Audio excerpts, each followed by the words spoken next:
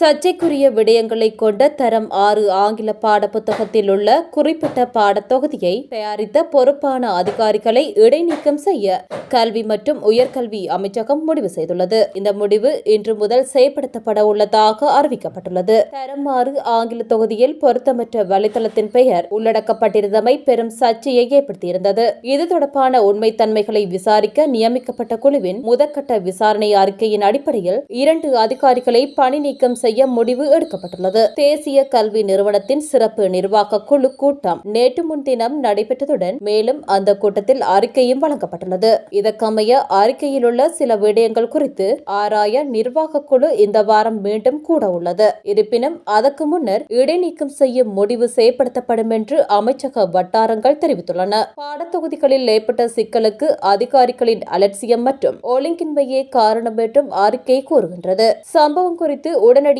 முறையான விசாரணை தொடங்கப்படும் என்றும் விசாரணைக்கு பிறகு பொறுப்பான அதிகாரிகள் மீது கடுமையான நடவடிக்கை எடுக்கப்படும் என்றும் மேற்கண்ட வட்டாரங்கள் தெரிவித்துள்ளன.